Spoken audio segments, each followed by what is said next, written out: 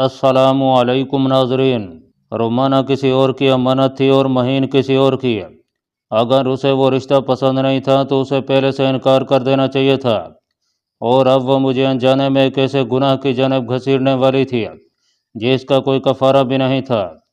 अगर मैं उसे यूं ही साथ ले गया होता तो निकाह करने के बावजूद हमारी शादी नहीं हो सकती थी। वो किसी और की मनकुहा थी। उससे तलाक लिए बगैर भला वो मेरे आंगन में कैसे रोशनी फैला सकती थी। मैं झुरझुरी लेकर एकदम होश में आया और उसे खुद से दूर झटक दिया। तुम औरतें होती ही काबिल नफरत हो। तुम्हारी जिनसी मक्कारी और धोखे की अलामत है। क्या तुम मुझे पहले ये बात नहीं बता सकती थी? और अगर तुम्हें अपना चचाजाद पसंद नहीं था तो उससे शादी के लिए क्यों हामी भरी? क्यों ने कहा कि वक्त कबूल कहा?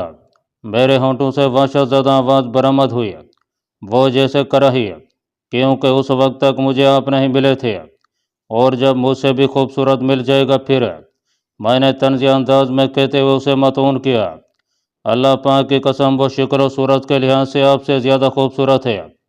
तुमने बहुत बुरा किया रोमाना, बहुत ज़्यादा। मैं पहले ही औरत ज़ात का डसा हुआ हूँ। तुमने मेरे घाव पर तेज़ाब उंडेल दिया है। मुझे नफरत है तुमसे और हर औरत से। यह कहते ही मैं वहाँ से चल पड़ा। अपना थैला उठाना भी मुझे याद नहीं रहा था। अजनबी अजनबी, मैं मर जाऊंगी। वो रोते हुए मेरे पीछे से आकर लिपट गई थी। यूं खफा होकर ना जाओ, लौट आने का वादा करके जाओ, मैं उसे तलाक ले लूँगी। मैंने पीछे मुड़कर उसकी गिरफ्त से खुद को छुड़ाया और इसके साथ ही मेरा हाथ घुमा। चटाक की आवाज़ के साथ उसके फूल से गाल पर मेरा थप्पड़ पड़ा।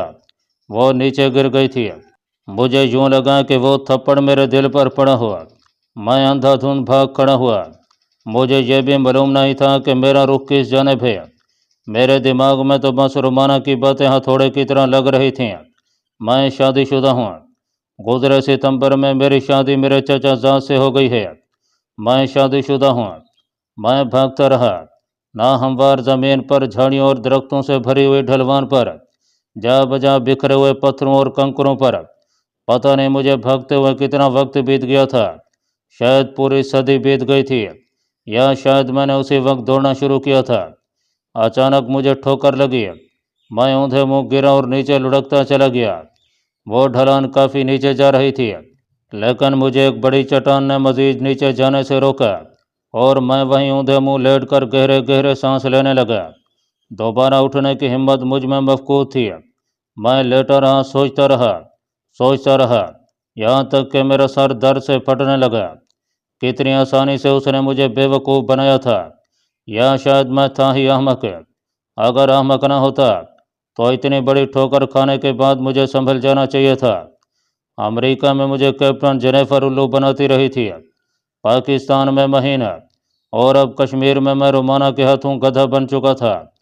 काफ़ी देर मैं इसी हालत में पड़ा रहा, यहाँ तक कि मेरी मुस्बत सोचों ने मुझे उन हालात की तरफ मुतवज्जे किया जो मुझे दरपेश थे। मैं अभी तक पाकिस्तान की सरहद अबूर नहीं कर पाया था। ज़ादेरा का थैला मैं मचान में भूल आया था। मचान की तरफ लौट जाने में मुझे अपनी मौत नजर आ रही थी। मैं आहिस्ता आहिस्ता उठ बैठा। सूरज पूरी आबोताब से चमक रहा था। जिस जगह मैं मौजूद था वहाँ बहुत अच्छी धूप लग रही थी। मैं पत्थर से टेक लगाकर बैठ गया। मेरा सब कुछ उस थैले में रह गया था। पिस्तौल, टॉर्च, खुराक, चादर, हर चीज़ वहीं थैले में थी। पता नहीं बेध्यानी में मैं कितना फासला तय कर चुका था।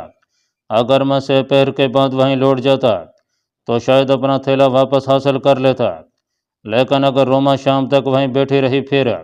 मेरी सोचों में जो सवाल उभरा उसका आसान जवाब यही था कि मैं अब वापस नहीं लौटूंगा। घंटा डेढ़ मज़ीद वहीं गुजारने के बाद मैं चढ़ाई चढ़ने लगा। एक दो बकरियों को देखकर मैंने अपनी जाने की सिमत में थोड़ी सी तब्दीली करना ज़रूरी समझा था।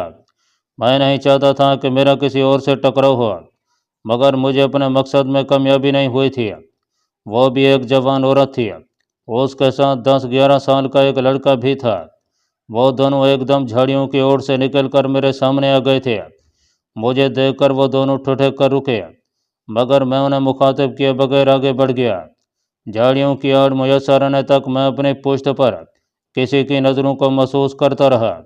मतलूबा बुलंदी पर पहुंचकर मैंने उस सड़क की तलाश में नज़रें दौड़ाईं जिस पर चलकर मैं वहां तक पहुंचा था। उसी सड़क से मैं अपनी सिमत दुरुस्त रख सकता था। मुझे वो सड़क तलाश करने में कोई दिक्कत पेश नहीं हुई थी। मैं उसी जानब चल पड़ा। अब मुझे उतराई का मरला दरपेश था। मैं एहतियात से चलते हुए जंगल से बाहर निकला। सामने वसी नाला था। उसको अबूर करके मैं मतलूबा सड़क तक पहुंच जाता। उस सड़क के मुतवाज़ी मैंने उसी नाले में चलना शुरू कर दिया। मुझसे रात होने का इंतज़ार भी नहीं हो सका था। अंधेरा छाते ही मैं रोड पर चढ़ गया। चांद की 12 तारीख थी, इसलिए मुझे रोशनी की कोई फिक्र नहीं थी। इंडियन पोस्टों से छुपता छुपाता चढ़ाया चढ़ता मैं तलुए आफ्ताब से ज़रा पहले उस जगह पर पहुंच गया था जहां आते वक्त मेरा इंडियन पेट्रोल से वास्ता पड़ा था। उस जगह से आगे सफ़र करना मुनासिब नहीं था। मुझे मुसलसल जागते हुए 48 घंटे होने को थे। थकन भी काफ़ी हो रही थी, लेकिन जिस जगह मैंने दिन भर छुप कर रहना था वो इलाका इंडियन फौजियों की गुजरगाह था। निजपतान पहाड़ की जड़ की तरफ होकर मैं झाड़ियों के एक घने झुंड में घुसकर बैठ गया। कुछ न कहे हुए भी 36 घंटे होने वाले थे। मैंने तो रोमाना के पास मौजूद खाना खाने के लालच में गुज़श्ता सुबह वहां पहुंचते हुए बिस्कुट वगैरह खाने से एतराज़ बरता था। बहरहाल भूखा होने का ये फ़ायदा ज़रूर हुआ कि नींद मुझसे दूर रही। गोश में भूख के साथ साथ सर्दी का भी गहरा अमल दखल था। वो मेरी ज़िंदगी का अजियत भरा दिन था। थकन, नींद की कमी, बेपनाह भूख और सबसे बढ़कर दिमागी बेसकूनी जिसकी वजह रोमाना की याद थी। वक्त चाहे अच्छा हो या बुरा गुजर जाता है। वो दिन भी गुजर गया। रात ने डेरे डाले, अंधेरा गहरा हुआ और मैं अपनी कमीनगाह से निकलकर आगे बढ़ गया। मेरी वापसी उसी रास्ते पर हुई थी जिस पर मैं चल कर आया था। चांद घरानों की आबादी अबूर करके मैंने नाला पार किया। इसमें अब पहले की निस्बत पानी की मिकदार थोड़ी ज़्यादा थी, लेकिन इतनी ज़्यादा नहीं कि मुझे पाँव गीले करने पड़ते। जल्दी मैं उस जगह पर पहुंच गया जहां बरूदी सुरंगी कता मौजूद था। उस कते को पार करने का रास्ता मुझे मालूम था, लेकिन इससे पहले मैंने पाकिस्तानी संतरी को आवाज़ देना ज़रूरी समझा, क्योंकि उस कते में कदम धरते वक्त मैंने उसकी नज़रों में आ जाना था और यूँ एक आदमी को यूँ खामोशी से पोस्ट की जानिब आता देखकर वो फायर भी खोल सकता था। अस्सलाम वालेकुम भैया, मैंने ज़ोरदार आवाज़ में पुकारा। एक तेज़ टार्च चमकी और इसके साथ ही आवाज़ आई, कौन है? करीब आकर तारुफ करा देता हूँ, मैंने दोनों हाथ सर से बुलंद करके कहा। उसने मुझे खबरदार करते हुए कहा, हरकत ना करना, तुम बरूदी सुरंगी कते किनारे खड़े हो। रास्ता मुझे मालूम है भैया, बस आप अपनी गोली ज़ाय ना करना। मैंने कदम बढ़ा दिए। उसने टार्च बुझा दी। चांद की रोशनी इतनी तेज थी कि टार्च जलाने की कोई ख़ास ज़रूरत नहीं थी। बरूदी सुरंगी कता पार करके मैं उसकी जानिब बढ़ गया। मैं उससे 10 गज दूर होऊंगा कि उसने मुझे रुकने को कहा। इसके साथ ही उसने टार्च की रोशनी मेरे चेहरे पर डाली। अरे आप! उसके मुंह से तहय्युर-अमेज़ आवाज़ बरामद हुई। आ जाएं। टार्च बुझाकर वो खुद भी मेरी जानिब बढ़ा। करीम, कौन है ये? मोर्चे की तरफ से एक भारी आवाज़ सुनाई दी। यकीनन वहाँ एक और आदमी मौजूद था। उस्ताद जी, ये वही है जिसे हम शहीद समझे हुए थे। करीम करीब आकर मुझसे लिपट गया। उसका उस्ताद भी मोर्चे से बाहर आ गया। क्या हाल है भाईजान? करीम के बाद उसने भी मुझसे मुआनका करते हुए पूछा। अल्लाह पाक का करम है जी, मैं इत्मीनान भरे अंदाज में मुस्कराया। उसने उसी वक्त फील्ड टेलीफोन पर पोस्ट के सीनियर को मेरे पहुंचने की खबर सुनाई। अगले 5 मिनट में वो सीनियर वहीं था। वो मेजर मुजम्मिल था। जिस दिन मैं गया था उस दिन भी वो इसी पोस्ट पर मौजूद था। उस्ताद ने एड़ियाँ जोड़कर मुझे सलूट किया। मैंने भी अपनी एड़ियाँ जोड़ ली थीं। ज़ीशान, सही नाम लिया ना? मेजर साहब ने आगे बढ़कर मुझे छाती से लगाया। उसके चेहरे से हुईदा खुशी के असरात मुझे ये बावर कराने के लिए काफ़ी थे कि पाक आर्मी एक ख़ानदान की मानद है और किसी एक की कामयाबी को तमाम अपनी कामयाबी समझते हैं। उसमें ऑफिसर्स और निचले रैंक की कोई तखसीस नहीं है। जी सर, मेरा नाम ज़ीशान ही है। यार, हम तो उस दिन डर गए थे। मेरे कंधे पर बेतकल्फाना अंदाज में हाथ रखकर वो मुझे पोस्ट की सिमत ले जाने लगा। वैसे क्या हुआ था? लंबी कहानी है सर, और मुझे मुसलसल जागते हुए 60 घंटे होने वाले हैं।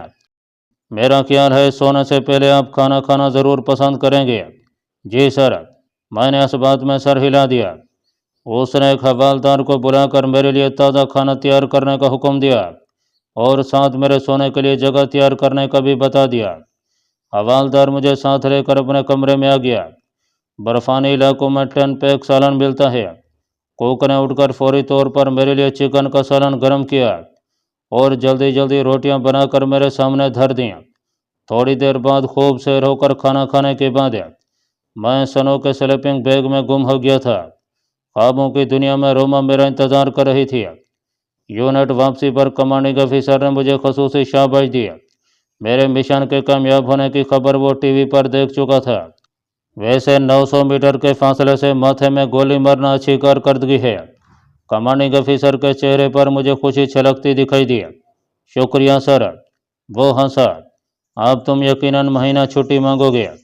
نہیں سر، میں نے نفی میں سر ہلایا۔ 10 دن کافی ہیں، اس نے خوش دلی سے کہنے لگا۔ تمہارا کمپنی افیسر مہینہ چھٹی کی اجازت لے چکا ہے، برخوردار۔ پھر تو مجبوری ہے سر، میں نے 10 دن پر اصرار کرنا مناسب نہیں سمجھا تھا۔ یوں بھی فوجی آرمی کے لیے چھٹی کا حصول سب سے بڑی خوشخبری ہوتی ہے، اور سینئر کی جانب سے آفر کی ہوئی چھٹی کو ٹھوکر مرنے کا مطلب خود کو خام خواہ فضول سوالات کے حوالے کرنا تھا، اور میں نہیں چاہتا تھا کہ میری ذات زیر بحث لی جائے۔ البتہ کلرک کے پاس باضابطہ طور پر طلاق نامہ جمع کروا چکا تھا۔ میں نہیں چاہتا تھا کہ کسی بھی حادثے کا شکار ہونے کے بعد میرے لواحقین کو ملنے والی ساری رقم مہین کے پاس چلی جاتی ہے۔ ہر فوجی کی قانونی وارث اس کی بیوی ہوتی ہے۔ کوشش کرو اسی مہینے نئی دلہن ڈھونڈ لو، اس نے معنی خیر انداز میں کہا۔ یقیناً میرا طلاق نامہ اس کے سامنے بھی پیش ہوا تھا، اور اسے معلوم تھا کہ میں بیوی کو طلاق دے چکا ہوں، لیکن اس بارے اس نے کچھ پوچھنے کی ضرورت محسوس نہیں کی تھی۔ پہلے والی سے مشکل سے جان چھڑی ہے سر، میں نے مزاحیہ انداز میں کہا۔ صحیح کہا، اس نے اس بات میں سر ہلاتے ہوئے مجھے جانے کا اشارہ کیا، اور میں سلیوٹ کر کے وہاں سے باہر نکلا۔ 2 دن گھر گزار کر میں تیسرے دن ابو جان سے اجازت لے کر استاد عمر دراز کو ملنے چل پڑا۔ مجھے دیکھ کر استاد عمر دراز خوش ہو گئے تھے۔ میں نے انہیں آخری مشن کی تفصیلات وغیرہ بتلائیں۔ وہ مجھ سے ہدف کا فاصلہ، ہوا کی رفتار، سورج کی سمت اور اس طرح کی دوسری تفصیلات بڑی باریک بینی سے معلوم کرنے لگے۔ یقیناً انہیں سنائپنگ کا جنون تھا، اور اس طرح کی کارروائی سے وہ بہت لطف اندوز ہوتے تھے۔ ذیشان بیٹا، بلا شبہ تمہارا نشانہ اب مجھ سے بہتر ہو گیا ہے، میری بات کے اختتام پر انہوں نے تعریفی لہجے میں کہا۔ میں طنزیہ انداز میں ہنسا۔ یہ خوش فہمی تو کبھی کبھی مجھے بھی ہو جاتی ہے، یہ حقیقت ہے بیٹا۔ اس نے آگے بڑھ کر میری پیٹھ تھپکی۔ 60-70 سال کے بوڑھے سے مقابلہ کرنا بھی تو زیادتی ہے نا سر، میں اپنی جوانی کی بات کر رہا ہوں میاں، میں نے منہ بناتے ہوئے کہا۔ یہ مبالغہ آرائی کچھ کم نہیں ہو سکتی، اس میں مبالغہ آرائی کہاں سے آ گئی؟ اس نے حیرانی سے پوچھا۔ ویسے میں چکن کی بجائے مونگ کی دال کھانا پسند کروں گا، میں نے موضوع تبدیل کرنا مناسب سمجھا تھا، اور میری بات پر استاد عمر دراز شفقت بھرے انداز میں مسکرا پڑے تھے۔ اگلے 2-3 دن میں نے انہیں کے ساتھ پشتو سیکھتے گزارے۔ اس کے علاوہ ہم نشانہ بازی اور مختلف سنائپر رائفلز کے بارے بھی گفتگو کرتے رہے۔ جدید رائفلز کے بارے میرا علم کافی وسیع تھا۔ استاد عمر دراز رائفلز کے بارے جاننے میں بہت زیادہ دلچسپی رکھتے تھے۔ وہاں سے واپسی پر پھر وہی خوابگاہ اور تلخ یادیں۔ اب تو مہین بھی مجھے بھول ہی چکی تھی، اس کی جگہ لینے کے لیے روما جو موجود تھی۔ وہ بھولی بھالی کشمیری چرواہن مجھے بہت اچھی لگنے لگی تھی، لیکن اس نے میرے ساتھ بہت غلط سلوک کیا تھا۔ اگر اس نے پہلی ملاقات میں اپنے شادی شدہ ہونے کی بات بتا دی ہوتی تو میں کبھی بھی اسے دل میں جگہ نہ دیتا، لیکن اس نے مجھے دھوکہ دیا، اور وہ راز کھولا بھی تو اس وقت جب میں اسے شادی کرنے کا تہیہ کر چکا تھا۔ اس کے آخری الفاظ ہر وقت میرے کانوں میں گونجتے رہتے، اجنبی، میں مر جاؤں گی، یوں خفا ہو کر نہ جاؤ، لوٹ آنے کا وعدہ کر کے جاؤ، میں اسے طلاق لے لوں گی۔ ہوں، طلاق لے لوں گی، میں نے طنزیہ انداز میں ہنکارا بھرا۔ طلاق لینا تھی تو شادی کیوں کی تھی؟ وہ سسکی۔ کیونکہ مجھے پہلے تم نہیں ملے تھے۔ اگر اتنا یوسف ثانی ہوتا تو مہین میرے ساتھ یوں نہ کرتی۔ میں نے تلخ ہوتے ہوئے سوچا اور کمرے سے باہر نکل آیا۔ सहन में अब्बू जान चारपाई डाले फूफो जान से बातें कर रहे थे। वो चूल्हे के साथ लकड़ी की चौकी पर बैठी गलबन चाय बना रही थीं। मैं भी दूसरी चारपाई पर बैठकर उनकी बातें सुनने लगा। कोई नई ताज़ी सुनाओ बरखुरदार। मेरे करीब बैठते ही अबू जान मेरी तरफ मुतवज्जे हो गया। मेरे पास तो वही घिसी पिटी फौजी बातें होंगी अबू जान। वैसे मलिक शाहजहां की बेटी ने 12 जमातें पढ़ ली हैं, तो क्या ख्याल है? अबू जान ने मुस्कुराते हुए पूछा। ख्याल तो ठीक है, लेकिन शायद वो इनकार कर दे। मैंने उनकी तरफ जवाबी मुस्कुराहट उछाली। इनकार क्यों करेगा? अबू जान एकदम उठ बैठे। मैंने कहा लगाया, 60-65 साल के बूढ़े के लिए वो कैसे अपने 20-22 साल की बेटी का रिश्ता देगा? धत तेरे की। अबू जान हंसे। पोपो ने भी कहका लगाया था, मैं तुम्हारे बारे में बात कर रहा था। मैंने इत्मीनान से कहा, और मैं आपके बारे। तुम नहीं सुधरोगे। अबू जान ने दोबारा तकिए से टेक लगा लिया। अच्छा, मैं ज़रा अवैस से हुआ। मैं घर से बाहर आ गया। अवैस मुझे अपने घर ही में मिला था। इरम से शादी के बाद उसकी मोहब्बत और बढ़ गई थी। अपना फारिग वक्त वो घर में ही गुजारा करता था। मैं दिल ही दिल में दुआ करता रहता कि उनकी मोहब्बत को किसी की नज़र न लगे। उनकी बैठक में बैठकर हम काफ़ी देर गपशप करते रहे। इस दौरान उसकी बीवी वहीं चाय बना कर ले आई थी। वो मुझसे पर्दा नहीं करती थी। अस्सलाम वालेकुम ज़ीशान भैया। वालेकुम अस्सलाम। मेरी छोटी बहन कैसी है? मैंने कुछ दिली से जवाब दिया।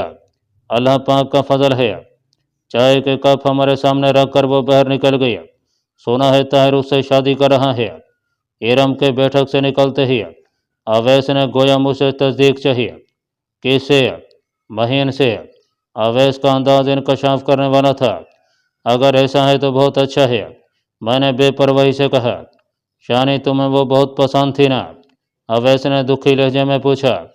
शुक्र है तुमने माजी का सीगा इस्तेमाल किया। क्या मतलब? अवैस ने हैरानी से पूछा। मतलब यह कि वो मुझे पसंद थी, है नहीं? और अल्लाह पाक का शुक्र है कि मेरे सामने उसकी असलियत खुल गई, वरना बच्चा बच्ची होने के बाद ये राज खुलता तो खुद सोचो मैंने कितनी बड़ी मुसीबत में गिरफ्तार हो जाना था। सही कहते हो। वो अपना कप उठाकर चाय पीने लगा। हफ्ते भर बाद ये अवैस की बात की तस्दीक हो गई थी। महीन के बाप हशमत चाचा ने हमारे घर आकर मुझसे इजाज़त मांगी थी। बेटा, अगर तुम्हें बुरा न लगे तो ताहिर के घर वाले महीन का रिश्ता मांग रहे हैं। हशमत चाचा, मेरा आपकी बेटी से क्या वास्ता? और फिर जो कुछ उन दोनों के दरमियान ताल्लुक़ रह चुका है, इसके बाद उनकी शादी करना बहुत ज़रूरी हो जाता है। बेटा, मैं आपसे बहुत शर्मिंदा हूँ। चाचा हशमत के लहजे में नदामत थी। चाचा जान, आपका शर्मिंदा होना तब बनता था जब वो शादी से पहले ऐसी कोई हरकत करती। शादी के बाद मर्द औरत अपने अमल के खुद जवाबदा होते हैं। आप मेरे बड़े हैं, और खुदा न यूँ नदामत ज़ाहिर करके मुझे शर्मिंदा ना किया करें। जीते रहो बेटा। चाचा हशमत मेरे सर पर हाथ फेर कर वापस लौट गए। महीना गुजार कर मैंने यूनिट की राह लिया। राव तसव्वुर साहब और हवालदार फियाज साहब वापस आ गए थे। वो दोनों वजीरिस्तान में बतौर इंस्ट्रक्टर्स गए थे। अलबत्ता सरदार खान असद खटक जो स्नैपिंग के लिए गए थे, उनकी वापसी का कोई पता नहीं था। मुझे छुट्टी से वापस आए हफ्ता होने को था कि एक दिन शाम के वक्त मुझे हुक्म मिला कि सुबह मैंने पश्तो ज़बान सीखने की क्लास में शामिल होना है। मुझे हैरानी तो काफ़ी हुई, मगर फ़ौज की ज़िंदगी में इससे भी कई गुना अजीब अहकाम मिलते रहते हैं। अगले दिन क्लास शुरू होना थी, और हैरानी की बात यह थी कि पढ़ाने वाले दो थे और पढ़ने वाला मैं अकेला। मुझे पढ़ाने के लिए अपने यूनिट ही के 2 पठानों का इंतखाब हुआ था।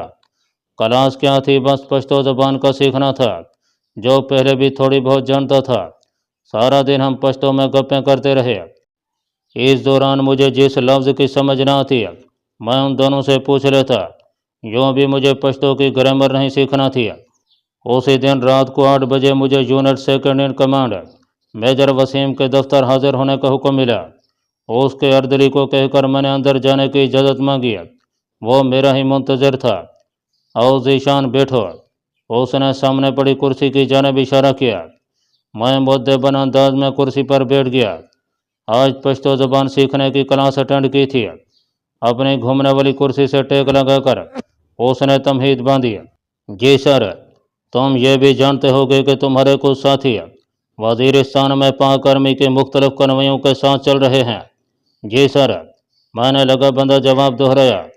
تازہ ترین اطلاعات کے مطابق وہ اپنے کام کو کچھ خاص بہتر طریقے سے انجام نہیں دے پا رہے، اور اس کی وجہ ظاہر ہے۔ گاڑی پر بیٹھ کر پہلے سے چھپے ہوئے دشمن کے سنائپرز کا مقابلہ کرنا اتنا آسان نہیں ہوتا، اور یہ بات ہائی کمانڈ کی نظروں سے بھی اوجھل نہیں ہے۔ تم جانتے ہوگے کہ وزیرستان میں اپنی فوج کلا بند ہے۔ حرکت کرتے وقت یا کسی علاقے کی تلاشی لینے کے علاوہ کسی کو کیمپ سے باہر رہنے کی اجازت نہیں ہوتی، جبکہ دہشت گرد اطمینان سے دن دناتے پھر رہے ہیں، اور ان کا مقابلہ کرنے کے لیے ہمارے سنائپرز کو بھی کیمپ سے باہر جانا ہوگا۔ طالبان کے کئی دھڑے ہیں، لیکن انہیں ہم بنیادی طور پر دو بڑے گروپوں میں بانٹ سکتے ہیں۔ پہلا گروپ اصل طالبان یا مجاہد ہیں، اور وہ امریکہ کے خلاف افغانستان میں برسر پیکار ہیں۔ دوسرا گروپ جو کئی گروپوں کا مجموعہ ہے، اس میں مقامی لوگ ہیں جو ایجنسیوں سے پیسے لے کر پاک آرمی پر حملے کرتے ہیں۔ باہر کی کئی ایجنسیاں جیسے را موساد، فری میسن اور KGB وغیرہ کے تربیت یافتہ دہشت گرد ہیں۔ کچھ اپنے پنجاب کے علاقے سے خریدے گئے دہشت گرد ہیں۔ یہ سب ایک پلیٹ فارم پر اکٹھے نہیں ہیں، لیکن ان کے کام تقریباً ایک سے ہیں: پاک آرمی پر چھپ کر حملے کرنا، سنائپنگ کرنا، آرمی کے قافلوں کے رستے پر IDs وغیرہ لگانا، اور ملک بھر میں دہشت گردی کی کارروائیاں کرنا۔ وہ ایک لمحے کے لیے سانس لینے کو رکا، اور پھر اس کی بات جاری رہی۔ سردار خان اسد خٹک، بشیر حیدر، عصمت اللہ جان اور سہیل مروت کو جلد ہی کیمپ سے باہر رہنے کے احکام مل جائیں گے۔ یوں بھی وہ پانچوں پختون ہیں، اس لیے انہیں پشتو کلاس کی ضرورت نہیں ہے۔ ان سے سروس کارڈ وغیرہ بھی جمع ہو جائیں گے، اور وہ مکمل طور پر سول کی طرح کام کریں گے۔ طریقہ کار وہی ہوگا جو سنائپرز کا خاصا ہوتا ہے۔ وہ جوڑیوں یعنی بڈی سسٹم میں کام کریں گے۔ میر علی، بکا خیل، میرن شاہ، دتا خیل، غرلامے اور اس سے ملحقہ علاقے ان کے دائرہ کار میں آئیں گے۔ تمہیں 1 مہینے بعد وانا، شکئی، شوال وادی اور انگور اڈے کی طرف جانا پڑے گا۔ وہاں پر فوجی قافلوں پر بہت زیادہ حملے ہو رہے ہیں، اور اس طرف آپریشن کی تقریباً شروعات ہے۔